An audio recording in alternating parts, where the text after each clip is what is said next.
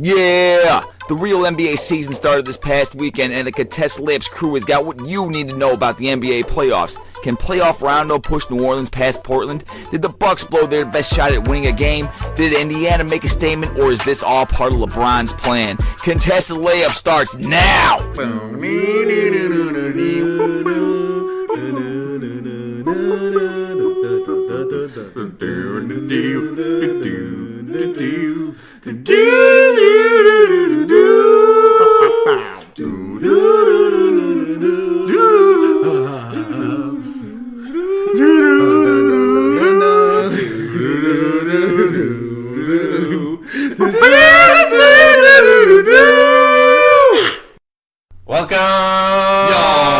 Welcome. Hello. It's episode number 26 of the Contested Layups podcast, episode number 26. Thank you for joining us. Today we have, who we got on the mic? Garnick. And it's Eddie. It's Raul. What's going on? Remember, you can find us on Facebook and Instagram.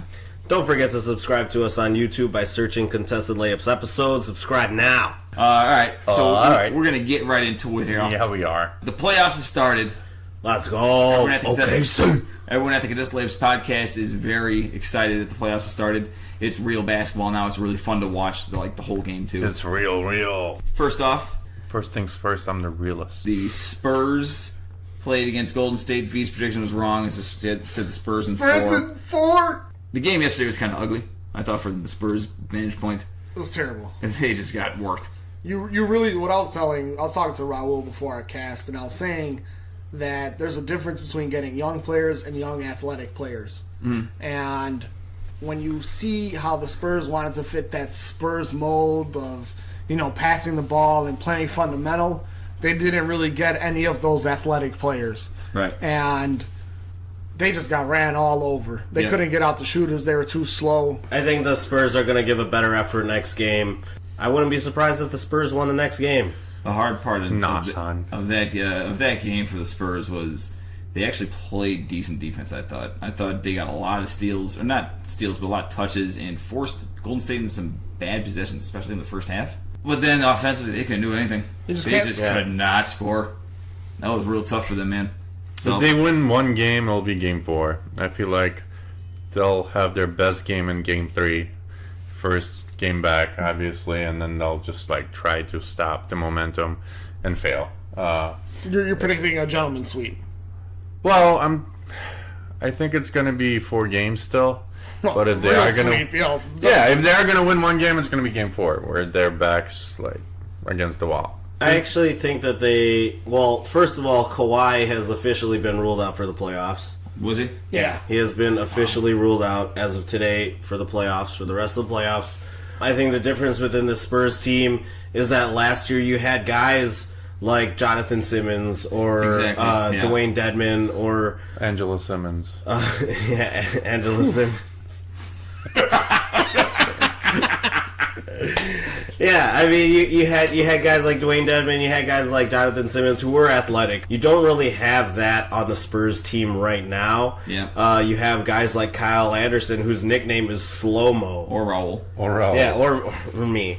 I don't know what you're talking about, man. Kyle Anderson is the truth. He's like a knuckleball pitcher, man. You just don't know what to do with it. He's so slow. You anticipate it, and you're too early.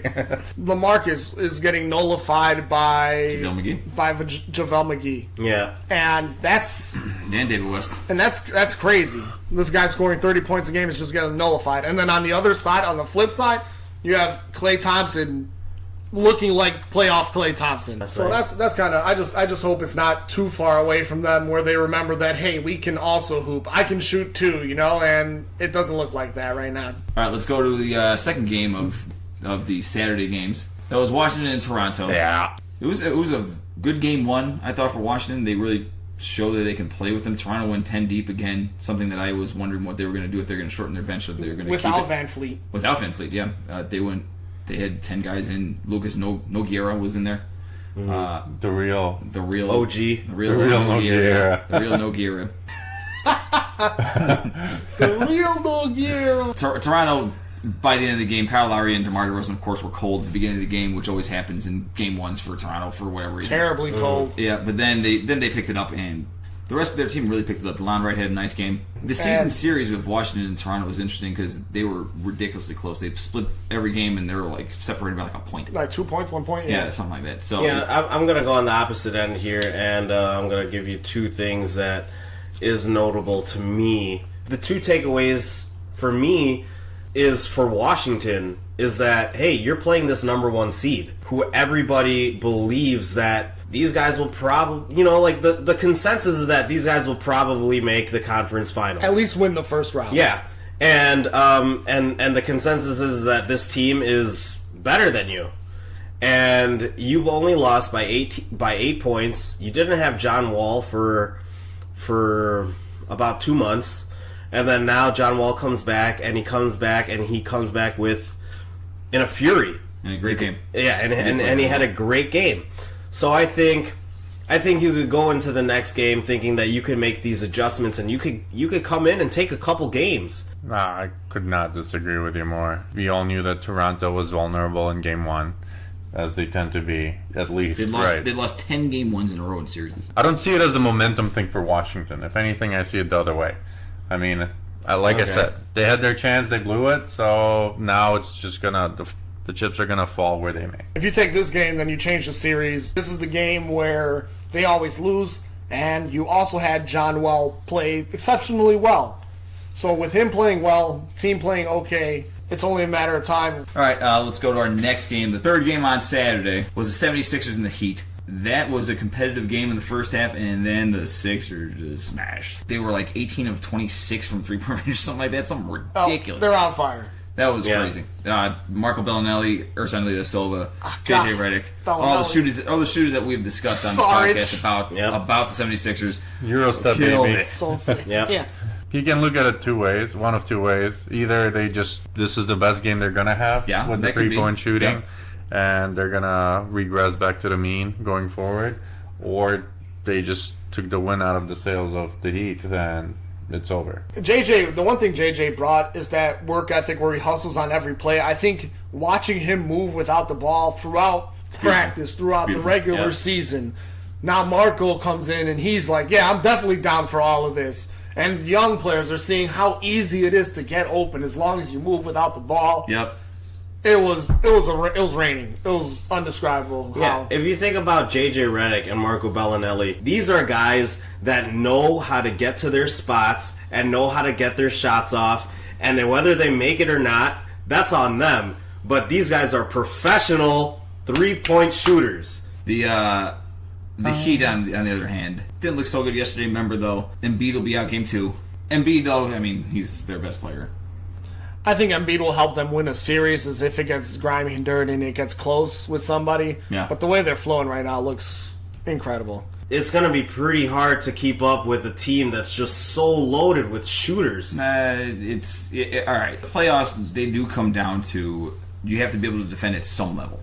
Giving up 130 points in regulation is not defending at any level, regardless of how you're doing it. Sure, they hit a bunch of shots, but Miami is filled with veteran players who know how to defend.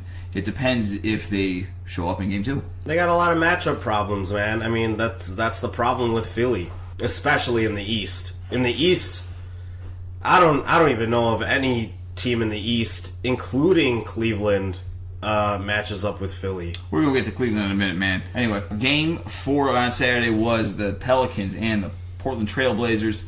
Pelicans with the upset on the road in Portland. Playoff Rondo was in there on Saturday. Full effect. Had 17 assists.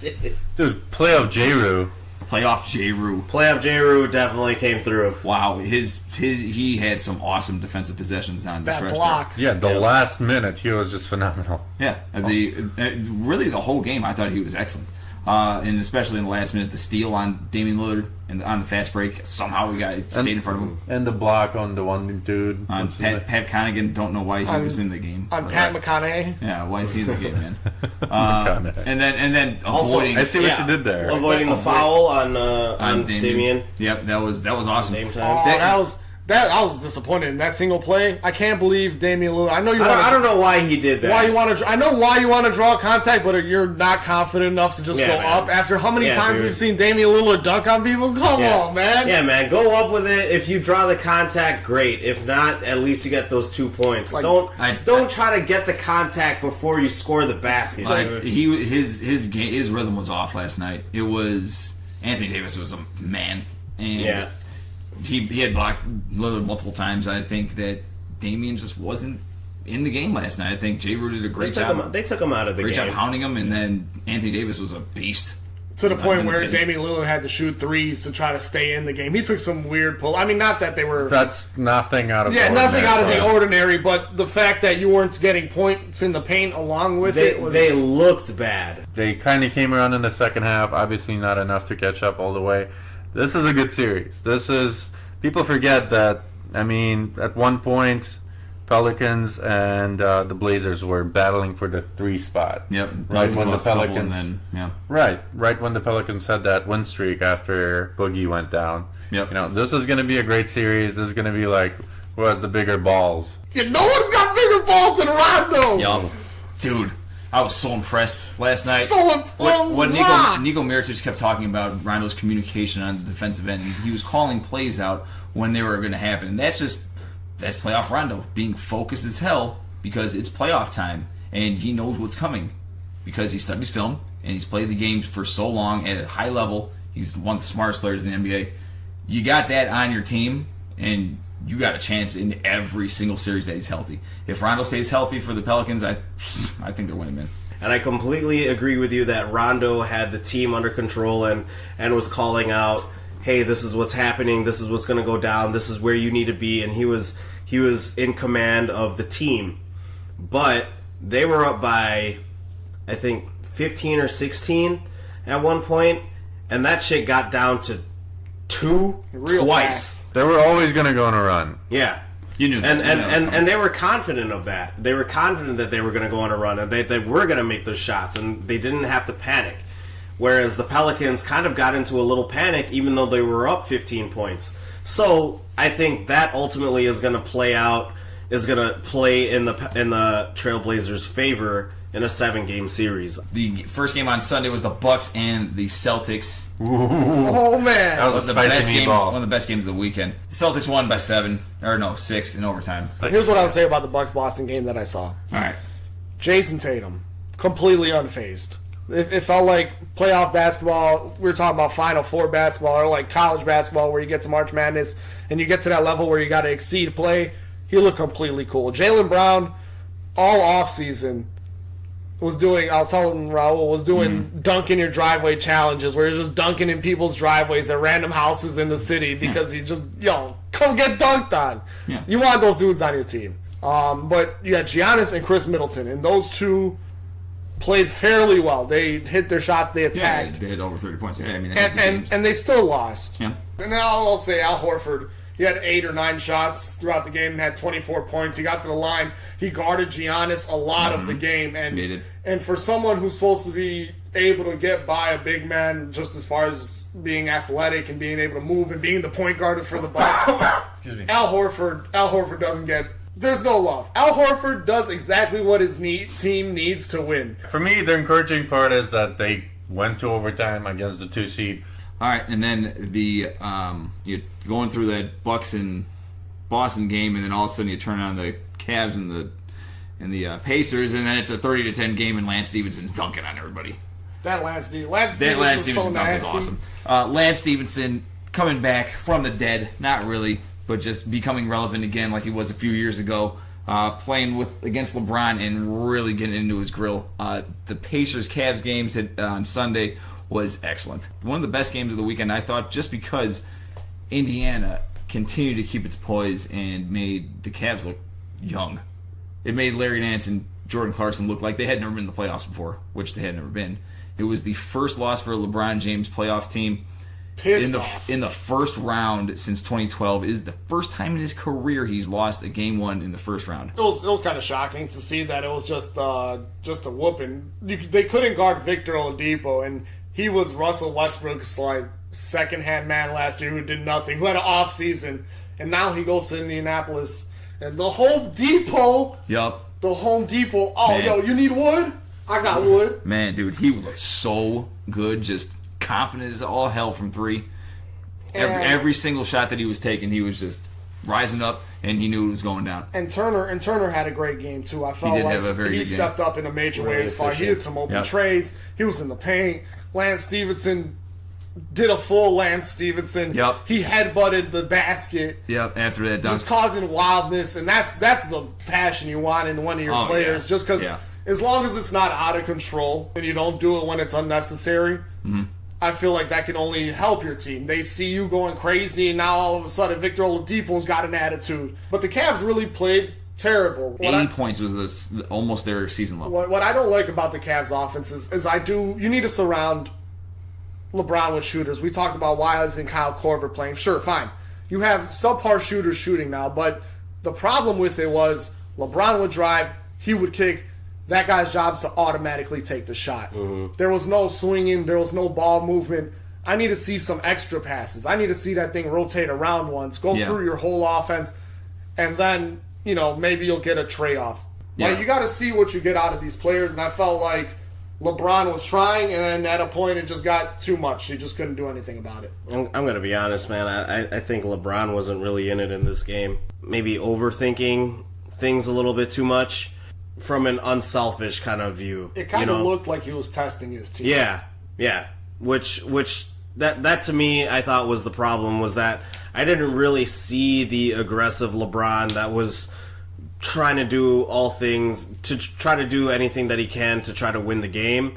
It was more about him trying to do what he can so that his team gets some love, which is... Right, that was pretty ugly, but I agree with Raul. I feel like this is like they just took a pitch, and it was fastball down the middle, Yeah. They took a strike, but they still got this. Yeah, they're still okay. Yeah, and it was ugly. I'm not going to say it wasn't.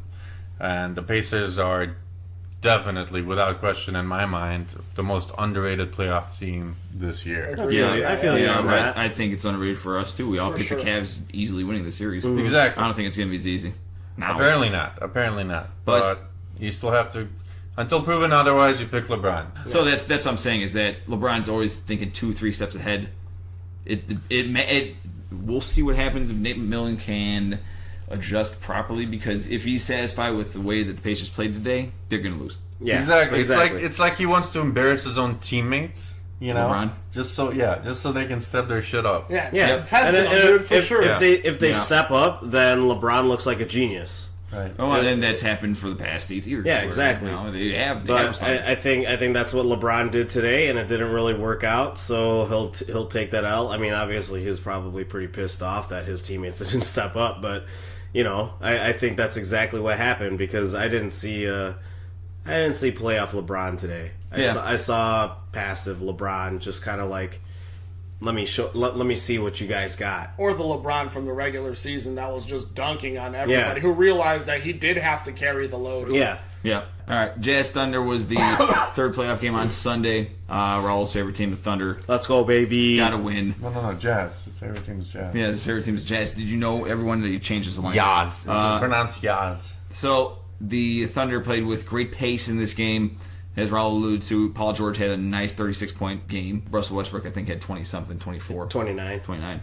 Carmelo Anthony was Carmelo Anthony with less shots. Did Really exactly what I wanted Carmelo to do. Very efficient from the block and near the elbow, just like Carmelo's done his entire career, except he didn't need to take that many shots, and the Thunder won easily. What do you guys think? I gotta give it to Thunder. This is good for them. I mean, anytime you have multiple games against the same opponent, a team like the Thunder is bound to kind of focus more.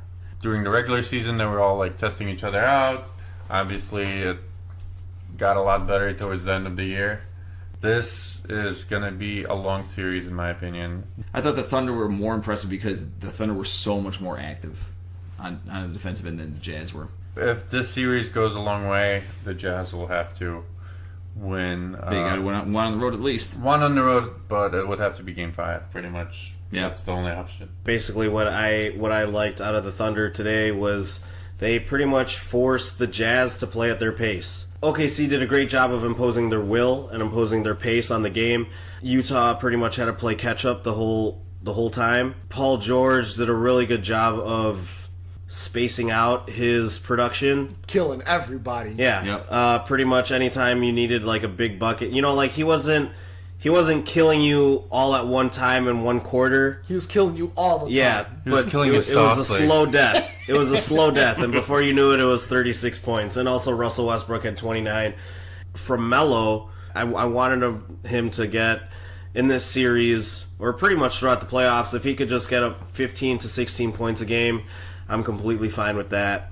And I would like to see Steven Adams be a little bit more aggressive. I think ultimately the Thunder did a really good job today. The Thunder's length gave a lot of trouble to Ricky Rubio. They did. Yeah. But when you have Ricky Rubio shooting threes at the end of the shot clock or Yeah. shooting layups at the end of the shot clock because you have no other option, that means everybody else is guarded, which means you're playing good defense. Right. It's going to be really hard for Utah to win this series.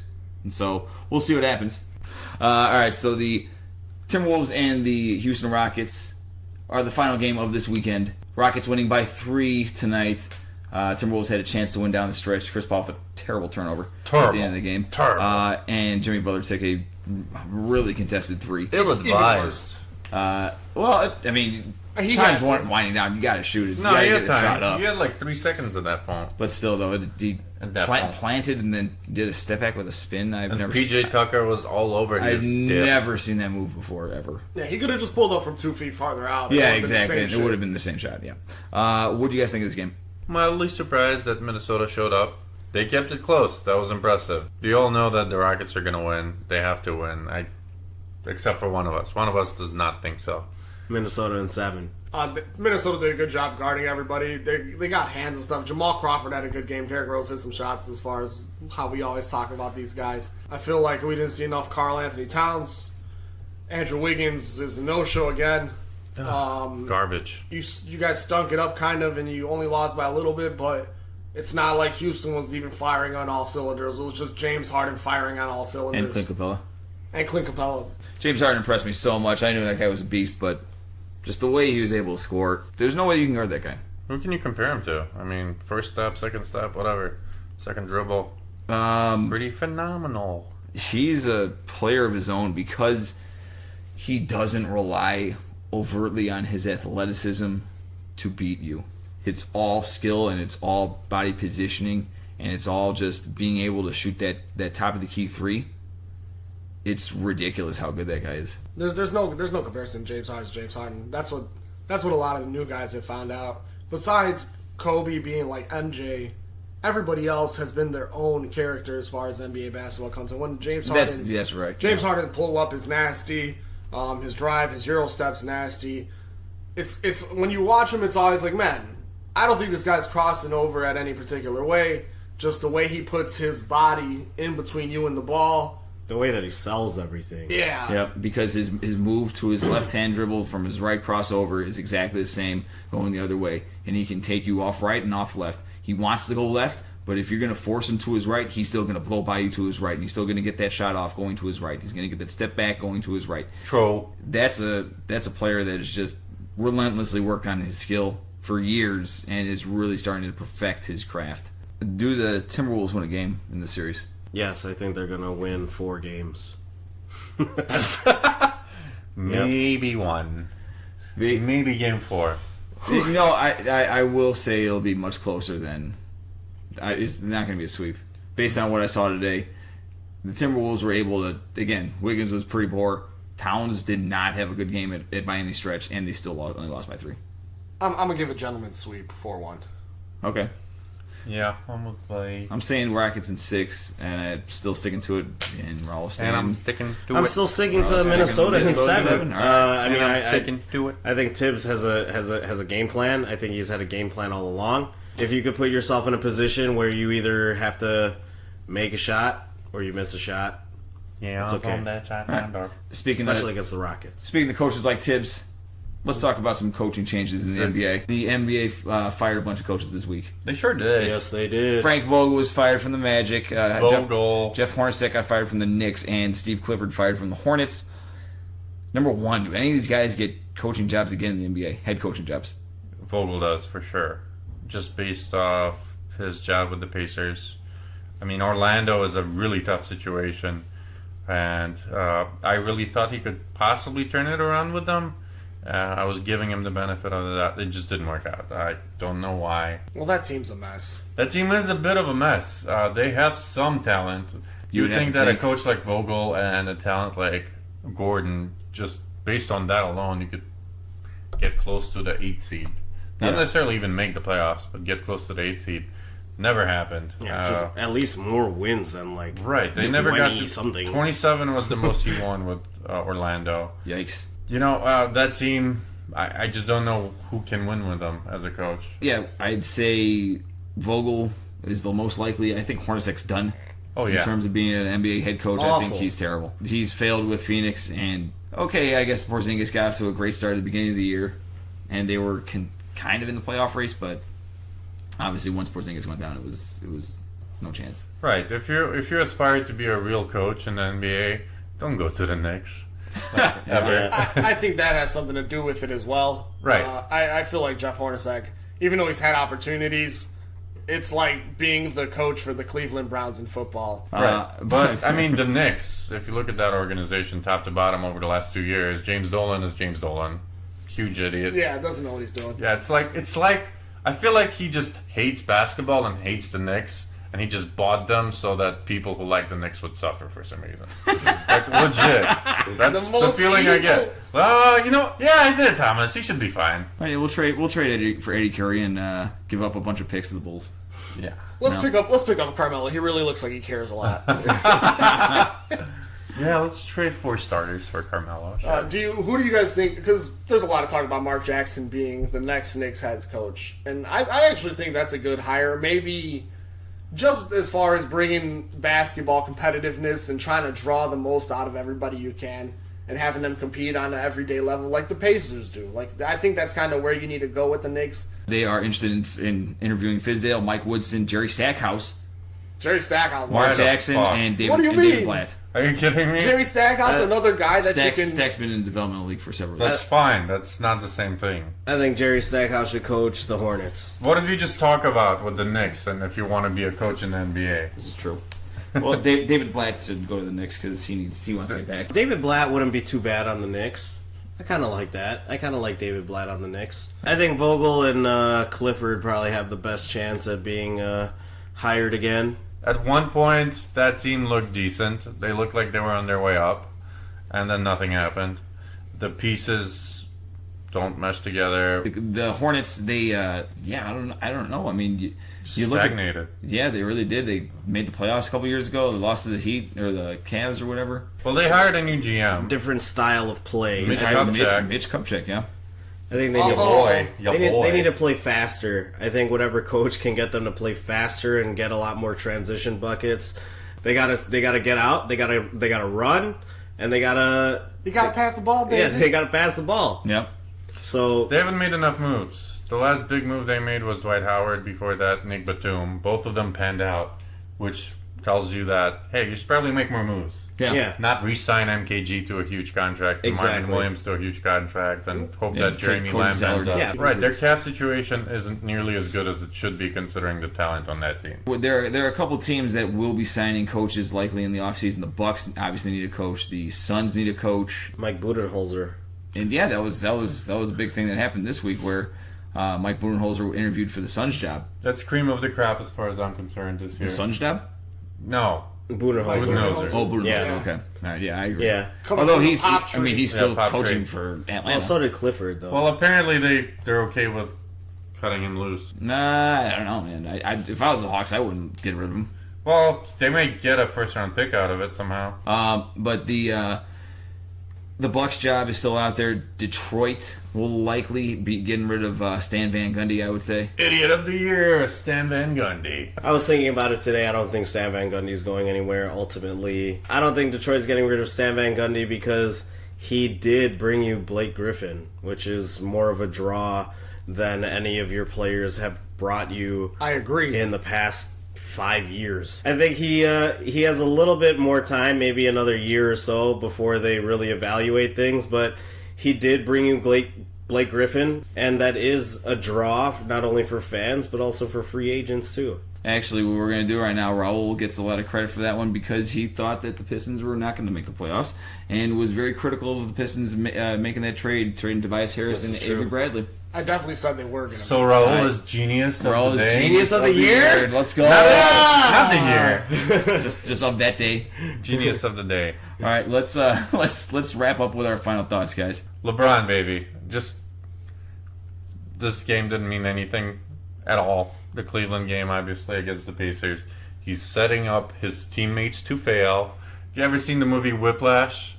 Nice. A lot of parallels apply there. Okay. Kind of throwing everyone under the bus to get them to like pick it up. Yeah. That's exactly what's happening here. He's going to come out completely different game 2. And I wouldn't be surprised if they smash the Pacers game 2 and the rest of the series for that matter. Playoff Rondo. Not only will Rajon Rondo not allow you to score, and he will also take your wallet, and then he will put the clamps on your whole team. Playoff Rondo didn't have the ball in his hands. I believe Drew Holiday was bringing up the ball, and there was like 10 different possessions where Drew Holiday was bringing up the ball, and Rajon Rondo was just pointing at dudes on his team like, yo, go over there. Yo, go over there. Hey, go over there. Score. And they just run back, and he's so happy because he just directed the orchestra, and he just played the game perfectly to win by 1. You only came close to Rondo because he let you come close. He wanted to think you got it just so you don't try harder next game.